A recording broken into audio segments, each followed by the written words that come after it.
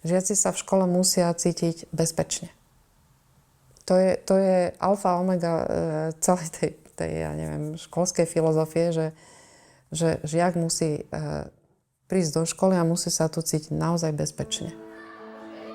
Kedykoľvek môžu prísť, zaklopú mi na dvere, alebo ma stretnú len tak na chodbe, povedia mi, dohodneme sa na stretnutí. A taktiež máme takú výbornú formu, čo je schránka dôvery, kde mi môžu napísať listoček, jednoduchý odkaz. Keď som došiel do tejto školy, tak som sa trochu aj bál, lebo však nové prostredie, tak som bol taký trošku vystrašený.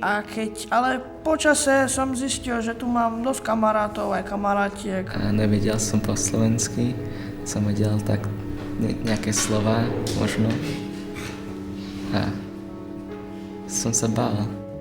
Keby som mala problém, tak by som išla za dozorkonajúcim, tým, ktorý je na chodbe alebo tak. Za triednym učiteľom, kde by som išiel, keby mal som problém. Pochádzam z Ukrajiny a z Charkova. Keď som prišiel do školy, tak ja som sa cítil, neviem, ako keby mal som trošku hanby, lebo nikoho nepoznám a nemôžem hovoriť s nikým, lebo nevedel vtedy som rozprávať, ale rozumel som slovenčine. A no potom, keď prešlo už týždeň, ja už vedel normálne rozprávať a mal som veľa kamarátov, Bena, Teodora, Adama, Šimona. No, prvý deň, keď som prišiel, tak dal som sebe otázku, že kam som prišiel. Keď som povedal, že Rus, tak všetci mali otvorené oči, že Rus a tam nás začali, že si komunista, že neviem, ešte tancujú medvedí s balalajkou na Červenom námestí a ešte niečo takého bolo. No, mám tu kamarátov, takých skutočne. Keď moju kamarátku alebo kamaráta niekto ohovára alebo si robí srandu alebo čokoľvek, som schopná zastať sa, myslím, že to robím a som na to veľmi hrdá, lebo sú to ľudia, ktorých mám naozaj veľmi rada. Keby som odišiel z tejto školy, tak by mi chýbalo veľa vecí, zvlášť moji kamaráti, toto miesto, skrátka asi všetko. Do tejto školy chodila aj moja mama, aj moja babka, takže som tretia generácia, čo je v tejto škole. My vítame pani Etelu Hesovú, riaditeľku základnej školy na Palisádoch. Dobré ráno. Dobré ráno. No a vlastne prvého žiaka ani nie, ale určite žiaka školy, ktorá existovala v prvý rok, čiže pred 60 rokmi, vtedy ste už boli na škole. Tým pádom som prezradila váš vek, ale vy sa určite neurazíte. A je to pán František Kele. Dobré ráno. Dobré ráno. Ako oslavíte 60. výročie? Tak dnes o 4:30 budeme mať slávnostnú akadémiu, keďže sme škola, robíme oslavu v škole a hlavnými takými aktérmi tejto oslavy budú samozrejme deti.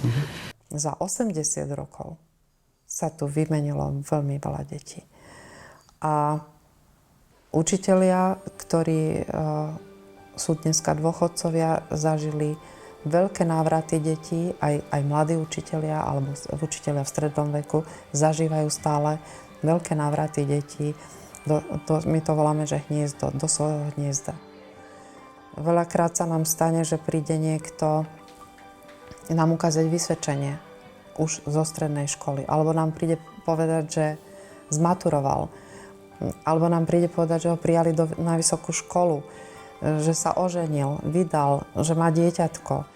A v neposlednom rade by som chcela privítať všetkých bývalých absolventov, ktorí tu sedia. Vidíme známe tváre. Pána majstra Mikulíka vítam medzi nami osobitne. Vítam pána profesora Mirona Zelinu, pána Františka Keleho,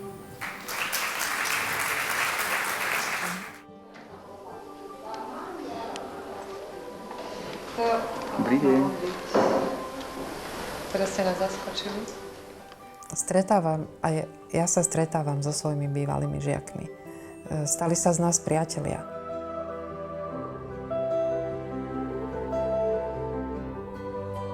Dokonca niektorí mi tak utkveli, že v duši aj v srdci, že ich vnímam ako naozaj veľmi blízkych ľudí.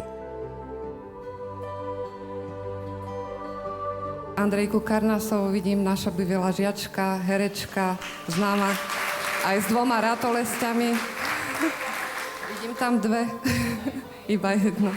Viem, že je tu pán architekt Peter Lizoň, ktorý pricestoval zo Spojených štátov. Je tu pán Dino Kruger, ktorý pricestoval z Kanady, bývalý absolvent s manželkou.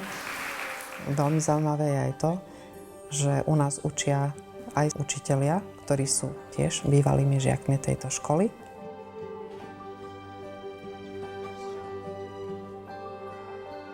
Mnoho bývalých žiakov si do tejto školy zapísalo svoje deti.